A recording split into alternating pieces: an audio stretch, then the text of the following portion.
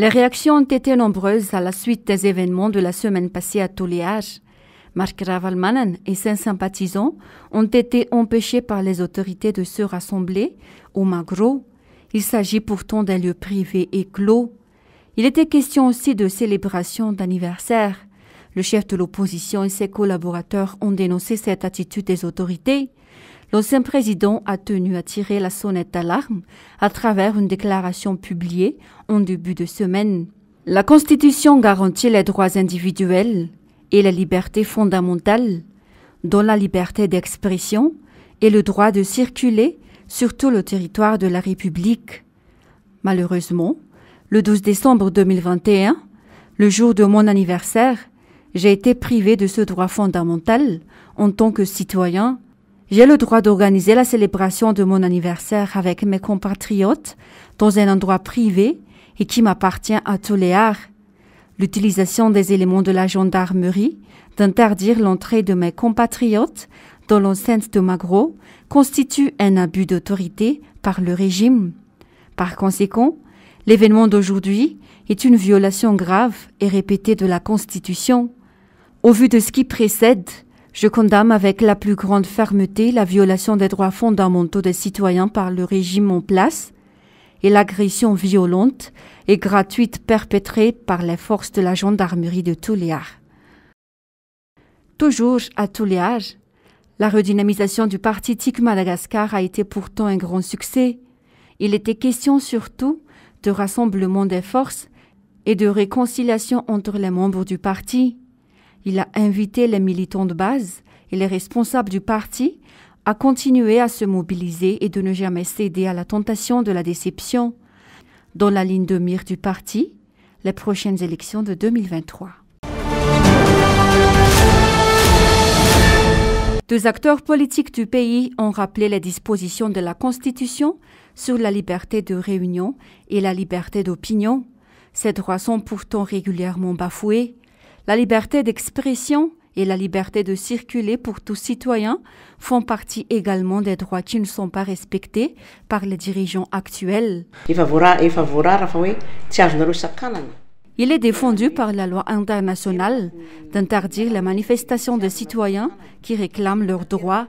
Cela fait partie du droit fondamental. C'est absurde donc de dire que les manifestants n'ont pas obtenu d'autorisation. Il est stipulé dans la Constitution, dans son article 10, que les libertés d'opinion et d'expression sont garanties à tous et ne peuvent être limitées.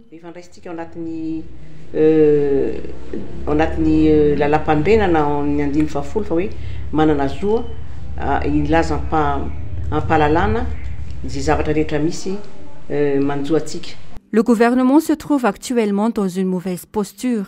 Il mobilise à chaque fois les forces de l'ordre pour intimider les citoyens. L'effectif des éléments de force de l'ordre présents sur le terrain ce jour-là nous amène à déduire que le pouvoir est affaibli. Rien que le recours aux armes et aux fusils nous rappelle le régime hitlérien. C'est à la population de décider maintenant s'il faut continuer à soutenir ce régime. Les forces de l'ordre sont devenues des instruments politiques. Sont-elles toujours indépendantes? Le récent événement de Tulear a attiré également l'attention des analystes politiques. Pourquoi avoir mobilisé la force de sécurité pour empêcher les citoyens d'assister à la célébration de l'anniversaire de Mark Ravalomanan?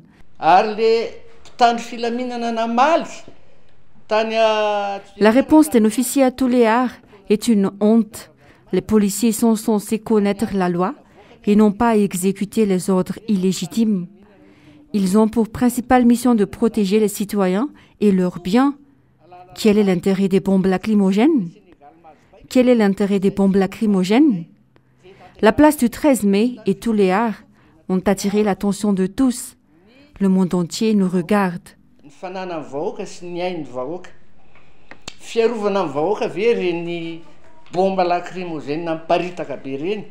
Le régime continue ainsi de faire fi des droits des citoyens.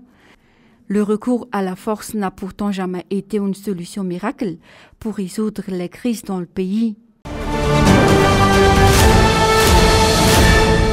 De plus en plus de litiges fonciers ont fait couler beaucoup d'encre au cours des derniers mois.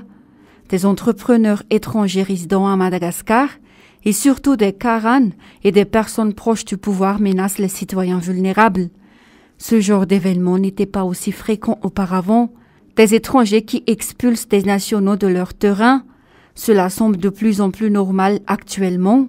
Selon James Ratim, on a l'impression que c'est tout le pays qui est sous le refus des réseaux. Les citoyens sont souvent impuissants. C'est un réseau de malfaiteurs et une association de criminels qui sont souvent dans le coup. Pourquoi le milieu de la justice, le service des domaines et les autres services concernés sont envahis par leurs agents? Quoi qu'il fasse, personne ne réagit.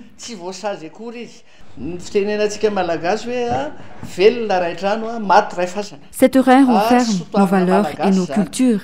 C'est le cas de la population d'une commune rurale dans le district de Tuamasina 2 qui a plus particulièrement attiré l'attention des observateurs depuis quelques mois.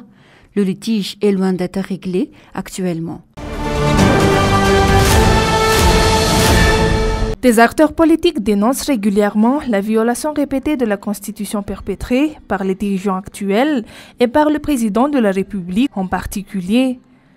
La loi fondamentale de la 4e République a été pourtant élaborée par les mêmes dirigeants durant la période de transition à la suite du coup d'État de 2009. Alain Désiré Ressambandi est parmi les hommes politiques qui ont réagi face à cette situation marquée, selon ses explications, par un manque de maturité. On peut noter une absence d'éthique politique et une immaturité des dirigeants actuels. Il n'y a aucun respect des valeurs républicaines alors que les dirigeants et tous les acteurs politiques devraient y accorder une importance particulière.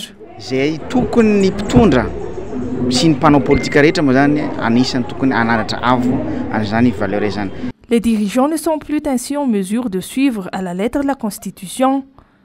Ils se croient au-dessus de la loi, selon de nombreux analystes. Le recours à la force au cours des derniers temps pour empêcher les rassemblements publics, tout en bafouillant le droit des citoyens à la liberté d'expression et de réunion, constitue un autre signe flagrant du non-respect de la Constitution, selon toujours Alain Désiré Ressambandi. Les derniers jours ont été marqués par une hausse constante des cas de Covid-19 à travers le pays. 3 régions sont plus particulièrement concernées dans la région Alamangue. Le nombre de cas a été multiplié par 2 en 2 semaines et cela inquiète à la fois la population et les autorités du pays. La préfecture de police a ainsi rappelé la nécessité du respect des gestes barrières. Le port de masque est obligatoire dans tous les lieux publics et le respect de la distanciation sociale d'au moins 1 mètre est exigé. Les banques et les véhicules de transport en commun sont parmi les principaux concernés par ces mesures. La préfecture de police brandit des sanctions à l'endroit de ceux qui seront pris en flagrant délit de non-respect des gestes barrières. On sait par ailleurs que des nouveaux centres de vaccination sont en cours de mise en place. Pour rappel, Madagascar a reçu 1 500 000 doses de vaccins contre la Covid-19 depuis début décembre. On compte pour le moment un peu plus de 540 000 personnes vaccinées dans tout le pays, soit 1,95% de la population. Un taux de vaccination parmi les plus bas dans le monde et même sur le continent africain. Notons qu'à part les vaccinodromes déjà existants, des centres de santé de base seront bientôt habilités à vacciner la population contre la Covid-19.